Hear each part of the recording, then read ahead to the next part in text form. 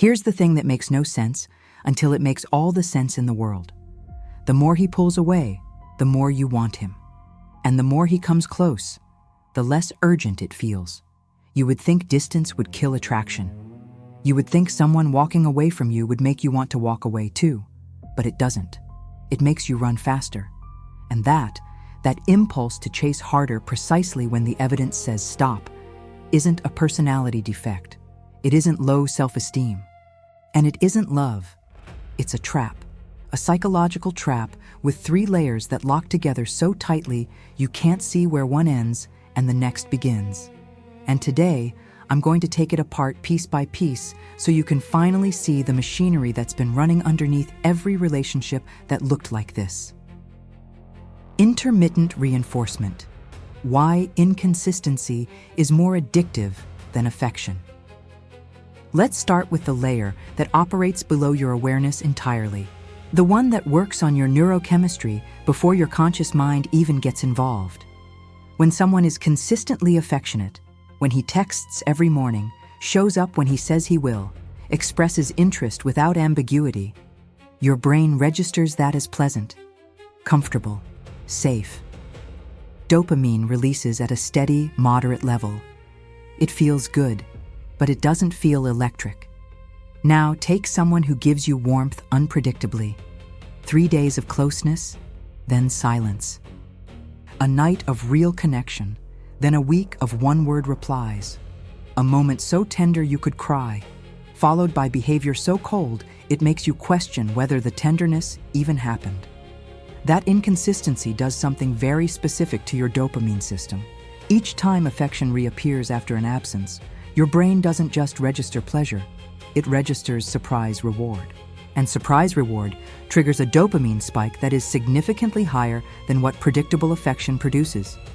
This is the exact mechanism behind slot machines. Not the winning, the unpredictability of the winning. Your brain doesn't get addicted to the reward itself. It gets addicted to the cycle of anticipation, uncertainty, and intermittent payoff. Emma lived inside this mechanism for over a year without knowing it had a name. She thought the intensity she felt with him was proof that the connection was deep, that the highs were so high because the relationship was special. But the highs were high because the lows were devastating. Without the lows, the highs would have registered as ordinary warmth. It was the contrast, the gap between famine and feast, that made every crumb feel like a banquet. And here's what makes this layer so dangerous on its own. It doesn't require him to be cruel. He doesn't have to be manipulative. He doesn't even have to know he's doing it. All that's required is inconsistency, the natural, unconscious inconsistency of someone whose own attachment system makes closeness feel threatening. His withdrawal isn't strategy, but her brain responds to it as if it were engineered. That's layer 1, the chemical lock. Your dopamine system, hijacked by unpredictability, keeping you hooked, not despite the inconsistency, but because of it. But this lock alone wouldn't be enough to trap you. Plenty of things trigger dopamine spikes. A notification, a new song, a compliment from a stranger. You don't chase those things to the point of self-destruction. Something else has to make him feel irreplaceable. Which brings us to layer 2, scarcity and reactance. Why his distance makes him feel more valuable. Your brain has a cognitive bias so deeply wired it operates in every area of your life, not just relationships. It's called the scarcity principle, and it works like this. The harder something is to obtain, the more valuable your brain perceives it to be. This isn't opinion. This is one of the most replicated findings in behavioral psychology. Limited edition products sell faster than identical items with unlimited stock. Opportunities feel more urgent when there's a deadline, and attention, emotional attention, feels more precious when it's being withdrawn. When he pulls away, your brain doesn't register that as a red flag. It registers it as a scarcity signal. The thing you want, his closeness, his warmth, his presence, is becoming restricted. And restricted resources trigger an automatic cognitive response. I need to secure this before it disappears entirely. But there's a second mechanism layered on top of scarcity, and it's even more insidious.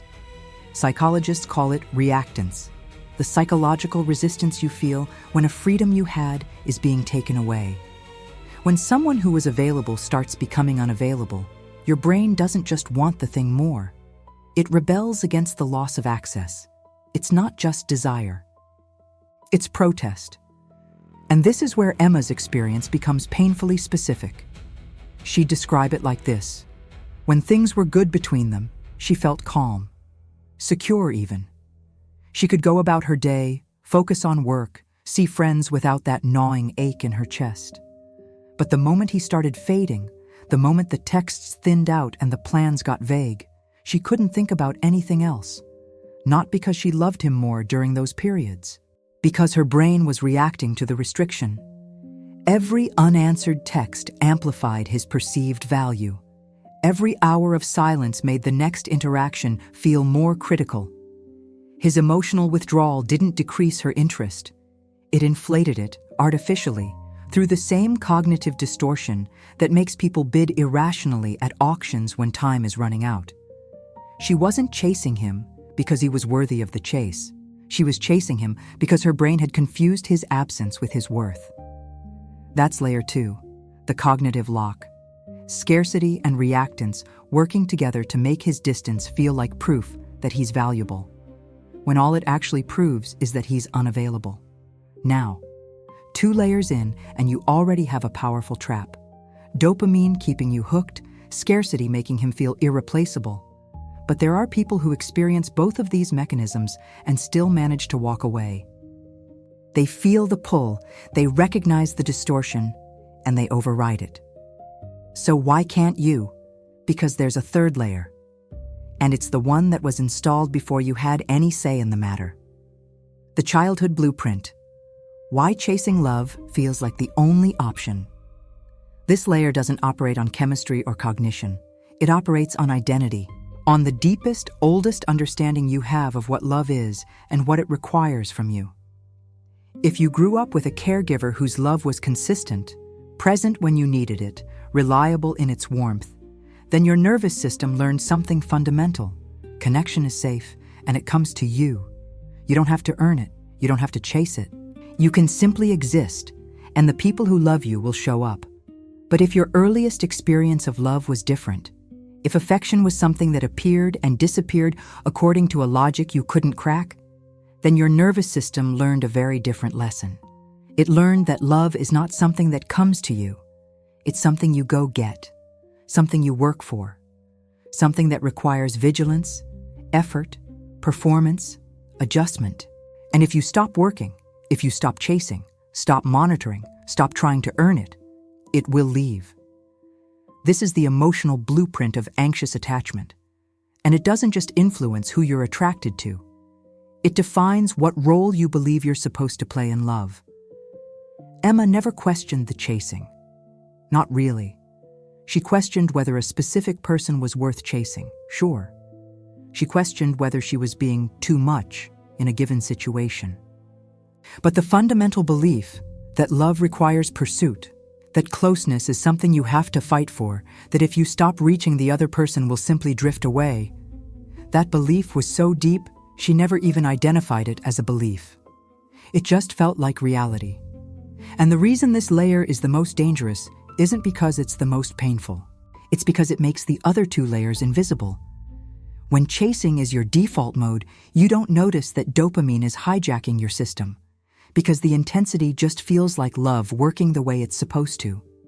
You don't notice that scarcity is inflating his value, because of course, you have to fight for someone's attention. That's what love is. The chemical and cognitive traps don't register as traps because the emotional blueprint makes them feel normal, expected, like the natural cost of caring about someone. This is the lock that holds the whole trap together, not because it's the strongest, but because it's the one that convinces you there's no trap at all. So here's what's actually happening when you chase someone who pulls away. Not one mechanism, not 2, 3, operating simultaneously, each one amplifying the others in real time. He pulls back. Dopamine anticipation spikes because the reward just became uncertain, layer 1 active. Simultaneously, his attention is now scarce, so your brain inflates its value and your cognitive system protests the loss of access, layer 2 active. And underneath both of those, your deepest emotional programming is whispering, of course he's pulling away.